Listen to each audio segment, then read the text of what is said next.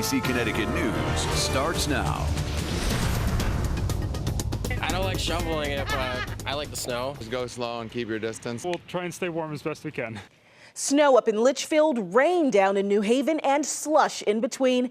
It's a mess out there tonight. All this as we prepare for a really cold blast moving in. Thanks so much for joining us. I'm Keisha Grant. That's right. This isn't over by a long shot. I'm Mike Heideck. Our team is fanned out to show you what's going on now, and we're going to learn what's still coming, too. We're going to start with Chief Meteorologist Ryan Hanrahan. Ryan. So about half our viewers are saying, what storm? It's just raining here right now. And check this out. It's pouring in New London right now, and about half the state is looking at quite a bit of rain. But check this out. The other half of the state, it's snowing, and it's snowing pretty hard. Sharon, 6.5 inches of snow already. Winstead and Goshen, 5.5, 4 inches reported in Burlington. I measured 3 1/3 inches here at the station in West Hartford just a little bit ago. Storrs, 2.5.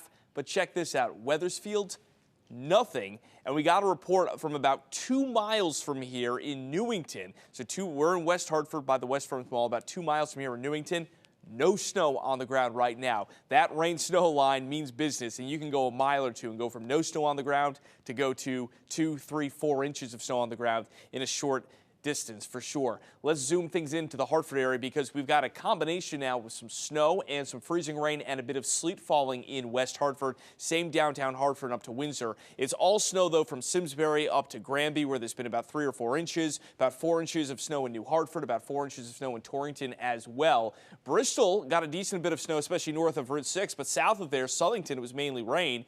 Flipped over to rain after some snow in Woolkit, and now it looks like it's changing back over to some snow as some colder air moves in. So you can see the tail end of this here down through Fairfield County and the Naugatuck Valley. We're getting a little bit of snow to move in. So I think we get a little bit of coating of snow, some minor accumulations over the next couple hours in southern Connecticut. Northern Connecticut, the snow will come to an end in the next hour or two. And by 1 o'clock in the morning, the meaningful precipitation is over northeastern Connecticut. And then by 3 or 4 o'clock in the morning, most of this is gone out toward Rhode Island and southeastern Massachusetts, and we dry things out for the morning commute. So what are we talking about in terms of total accumulations? I think we're going to go from places like Weathersfield with about nothing, maybe a coating as we flip back to some snow, but just to the northwest of there, up into portions of West Hartford by Bishop's Corner, 4 or 5 inches of snow by the time all is said and done. So just a few miles will make a huge difference here, but a slushy coating in some towns in southern Connecticut could refreeze later tonight as temperatures drop, but a good chunk of the Farmington Valley and Litchfield County, and also places like, let's say, Enfield and Somers and Suffield, looking at 3 to as much as 6 inches of accumulation. A few towns in Litchfield County could be 6.5 or 7 by the time all is said and done. Tomorrow morning on your way off to work and school, the sun's out across most of Connecticut, but watch out for some icy spots because anything that is wet will refreeze tonight as temperatures drop in the 20s. And by tomorrow afternoon, we've got some problems. We've got some big-time snow squalls that move in. Temperatures will be in the 20s, and that could lead to some icy roads tomorrow afternoon. We'll talk a lot more about that and a big blast of Arctic chill. It's all coming up in my full forecast in just a few minutes. Keisha, back to you. Ryan, as you just showed us, people in the Northwest Hills are getting the most snow tonight. And you know what? Many are just fine with that. NBC Connecticut's Jamie Ratliff live in Litchfield. Jamie, we see the snow coming down there. Yeah, Keisha, snow has been falling here for hours, and you can see it's certainly adding up on the roads. People out and about tonight seem to enjoy this snowy scenery at the Litchfield Green. Love the snow. Love the snow. No complaints from people we spoke to tonight about being the target for the most wintry weather in the state. When the storm moved in early this evening, not much wanted to stick, but as the night wore on, the snow piled up. I was born in Southern California, and I have grown to love winter because you're missing half the year if you don't get out there and carry on and find some adventures. Ann Howard and her husband Michael took their time walking around Litchfield tonight to enjoy the cold and the snow. Tomorrow they'll head out in their camper and know they'll need to take their time then too. Just take it slow and steady. Give yourself time between cars and space to slow down, and don't be a hero out there. Drivers had a much easier time clearing off their cars for this storm, with the snow light and fluffy instead of heavy and icy. And DOT crews were back on the roads once again, working to improve conditions for that morning commute. I don't like shoveling it, but I like the snow. And clearing those sidewalks certainly makes it easier to travel for Matt Benham and his pup Ruby, both enjoying the snowy walk, but planning on staying close to home tonight. She likes the snow generally. She's not a big fan of the wind though. And what about you? I guess I feel the same. Snow's fine, wind not so much. And the area here forecast to get about 3 to 6 inches of snow. You can take a look here. I did not bring my ruler, but maybe about 4 inches or half an iPhone's length. So a good amount of snow for tonight and a much better snowstorm compared to that last one. We're live in Litchfield. Jamie Ratliff, NBC Connecticut News. Half an iPhone. Well played. All right. It's New England, right? You can still be tricky to drive when it's only an inch of snow. Let's check in with Snow Monster now on the prowl in Avon with NBC Connecticut's Matt Austin. Matt, how are the roads in Avon? Yeah, Mike, the good news is it appears that many people are just staying home tonight and switching through Snow Monster's road view cameras. You can see exactly why we've received several inches, at least here. Right now, plow crews are racing to clear things, and some recommend not going out tonight if you can. From clearing off cars to navigating snow-covered roads. It's pretty awful right now, honestly. Drivers dealing with potentially tricky conditions in the Farmington Valley. Actually, I just saw a car about 2 minutes ago sliding out, and there was actually an accident right at the top of my street. Tonight, a crew of 12 starting a grueling marathon of plowing more than 100 road miles in Avon.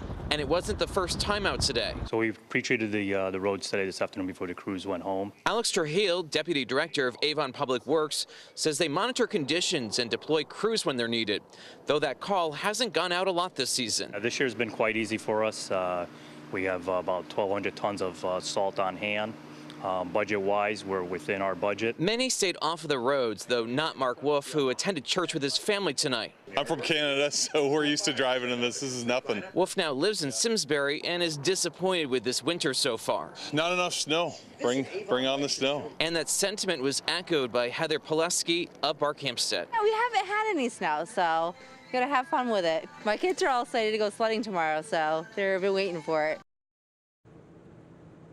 And back out here live, Public Works here in Avon will have a busy night, spending hours clearing the roads, and then crews will likely have to stay later tomorrow because they're also concerned about the timing of those expected squalls. We're live in Avon with Snow Monster. Matt Austin, NBC Connecticut News. Keisha, back to you. Matt, thank you. Dozens of schools sent students home early today, and they're still thinking about tomorrow morning. If any schools decide to cancel or delay classes, you'll get a push alert from the free NBC Connecticut app. Meantime, not too much going on along the shoreline. No, not at all. And they're looking ahead, though, to the dangerous cold because that's coming right soon. NBC Connecticut's Leslie Mays has more on that. She is live in New Haven tonight. Looks like rain right now, Leslie. Yeah, Mike and Keisha, that is pretty much what residents here have had to deal with for the last few hours. Continuous rain, but it is that bitter, bone-chilling cold that is about to blanket our state that has the mayor very concerned here. She says she and other city leaders, they're taking this very seriously. They want residents to do the same and stay safe during that cold snap.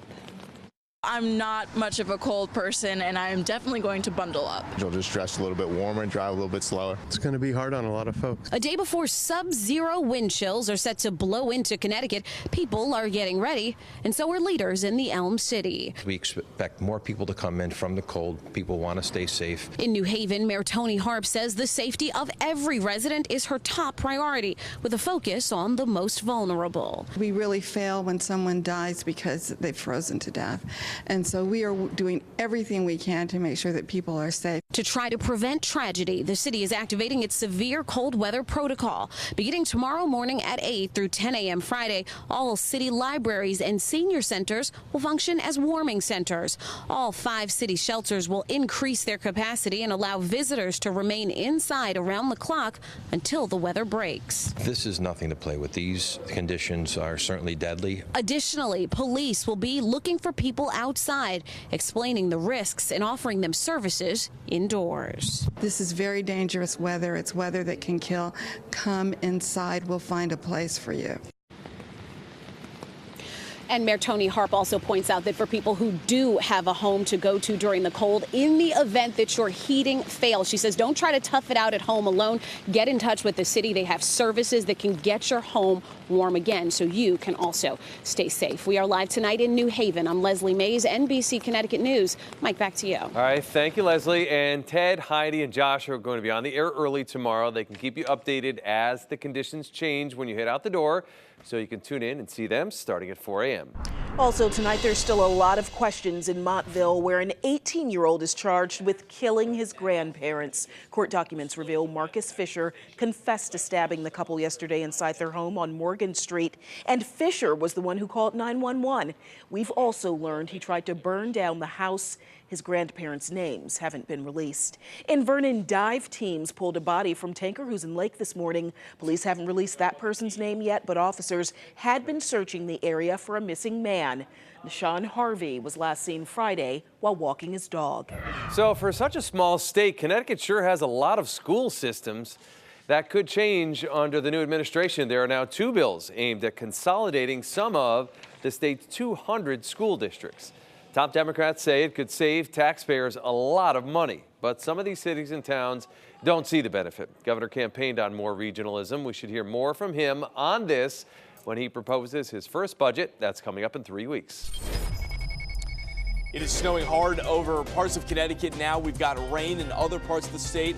And tomorrow things are going to get real interesting. We're concerned about a heavy snow squall in the afternoon, and that could cause some big problems. We're going to time that out for you hour by hour. And we'll also look ahead to the weekend. So I'll head with First Alert Forecast. And gone too soon after falling downstairs with a stroller. The question this family can't answer yet is why. Defending his actions. Was this road rage? Were you an aggressor? No. Why this man says he had no choice but to jump on the hood of that car. Plus, is someone creeping in on your FaceTime call before you even answer the phone? How is that going to happen? Well, we're going to show you how you can keep it from happening, as Apple still works on a fix when we come back. Back now with a quick check of live First Alert Doppler radar showing the snow and the rain still moving through our state at this hour.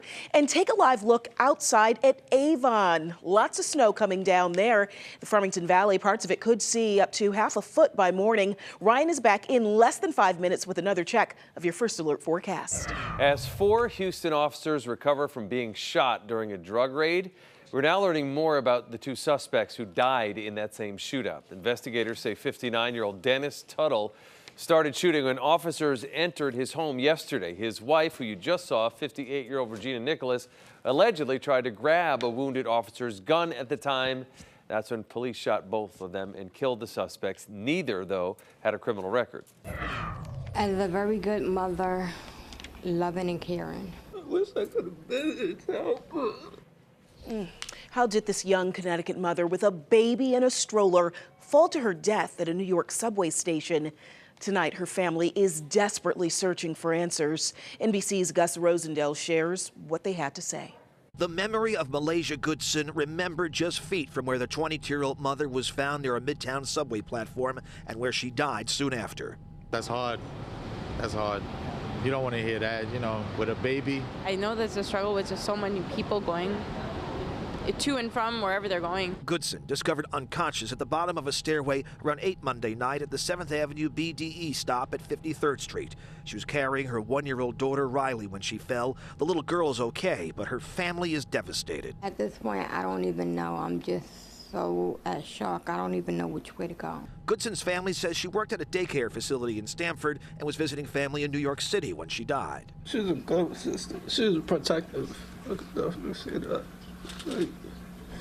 Like, no matter what terms we use, she will always protect me, my brother, and her sisters. Traveling with children on subways is a challenge for many New Yorkers. The MTA says only about a quarter of subway stations have elevators, with funding to add 26 more. System-wide, the agency claims the elevators run about 96.5% of the time. I see a lot of women actually doing it by themselves, and I'm really surprised. Because I can't even, the stroller is heavy and then the kid is heavy, and then going down the stairs is really hard. Meantime, a family is left wondering how a routine trip past a turnstile left a little girl without a mother. I thank everybody for their prayers, because we definitely do need it. And as for 1-year-old Riley, we're told she's been checked out and is doing okay and is with her family as police try to figure out what caused her mother to fall down those stairs. Did she suffer a medical condition, or did she simply trip and fall?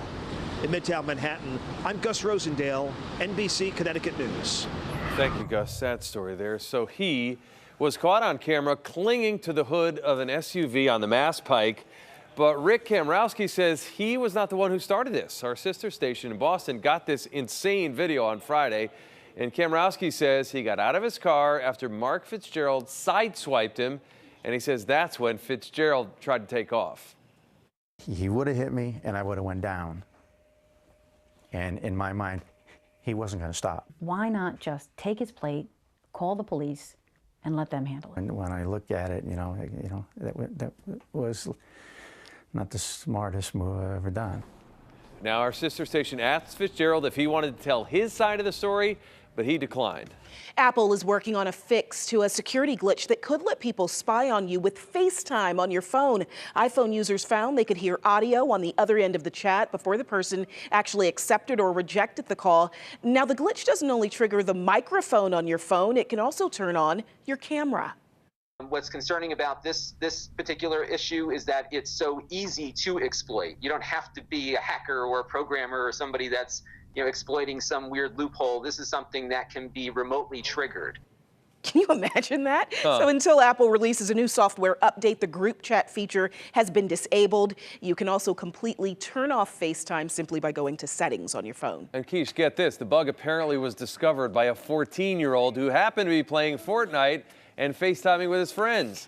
The Wall Street Journal says the boy's mom tweeted at Apple about this back on January 20th, trying to warn them about the problem. I feel like Apple owes him some recognition, right? Yeah. The snow may not be making too many adults happy, but the kids, look at that, they are loving it. Check out Ava Tong's smile in New Milford. She's got the right idea to play outside when that snow started to fall. And the snow was wet, so it was good for snowballs. And check out little Sutton in Burlington. She did not get to go outside, but she really got to enjoy the snowfall from the window before heading to bed tonight. How cute is she? Okay, hey, we'd love to see more of your photos of the snow. Email them to share it at NBCConnecticut.com, or you can send them to us on the Twitter, Facebook, and of course the NBC Connecticut app.